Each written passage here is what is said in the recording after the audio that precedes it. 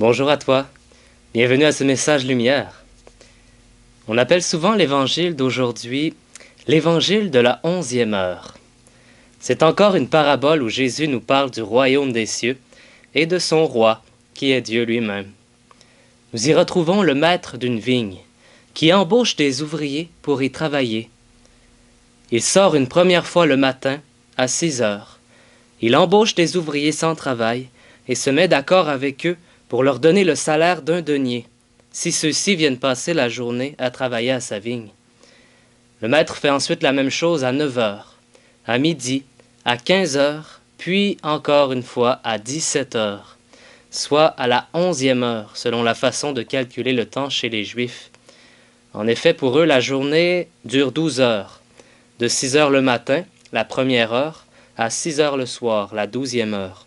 17 heures est donc la 11e heure. Tu verras pourquoi elle est si importante. La nuit, elle, se calcule à partir de 6 heures le soir, la première heure de la nuit, jusqu'à 6 heures du matin, la 12e heure de la nuit. Donc, en tout, le maître sort 5 fois pour aller chercher des ouvriers pour sa vigne. Il a besoin de beaucoup de monde, n'est-ce pas? À la fin de la journée, à la 12e heure, il commence par faire venir les derniers arrivés et leur donne leur salaire, un denier. Il les fait venir tous à lui, un par un, des derniers jusqu'aux premiers. Quand les derniers arrivent, eux aussi reçoivent le salaire d'un denier, mais ceux-ci commencent à récriminer car ils pensaient recevoir davantage que les autres, que ceux qui n'ont travaillé qu'une heure.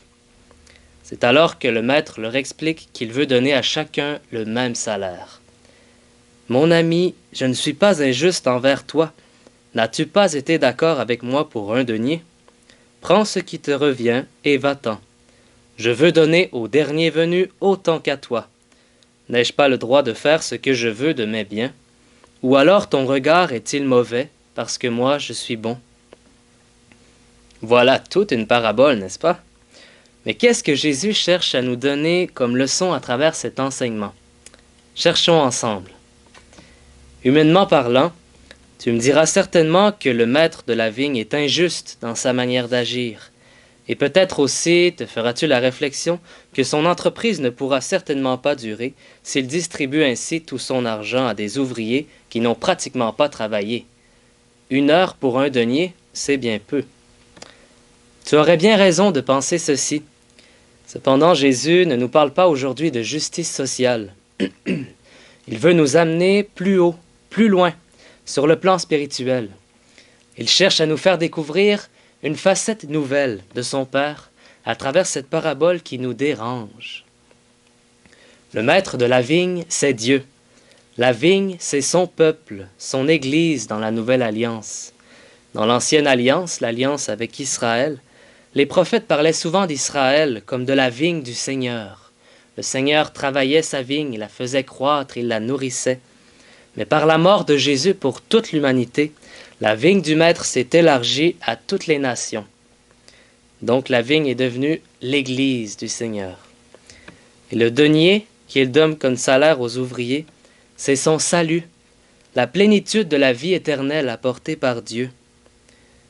Dans cette parabole, Jésus veut nous montrer la grandeur de la miséricorde de son Père, miséricorde qui veut se donner totalement à chacun de ceux qui se tournent vers Dieu, sans exception. Sa grâce et sa miséricorde, elles, sont infinies, on ne peut pas les calculer. C'est pourquoi il peut les distribuer toujours avec largesse, sans compter, et les donner à chacun.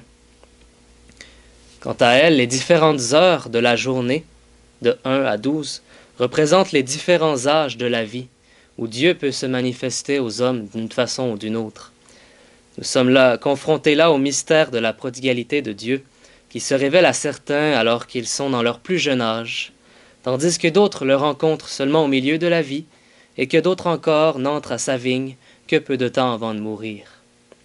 Mais le Maître sort si souvent pour aller chercher des ouvriers, et cela montre son grand désir de partager à tous son salut, sa miséricorde, la plénitude de la vie éternelle. Ce qui le pousse intérieurement à sortir aussi souvent, c'est son souci pour toutes les âmes. Il est hautement préoccupé de ce que plusieurs ouvriers passent toute la journée là, sans rien faire. Ce n'est pas pour lui-même, pour son propre intérêt qu'il embauche. Il se soucie profondément du drame de ces chômeurs.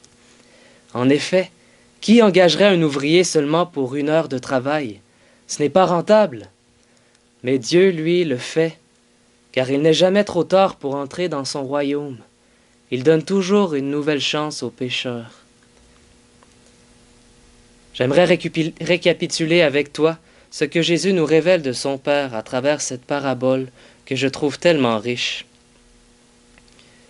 Dieu aime les hommes le premier et veut les introduire tous dans la plénitude de son bonheur.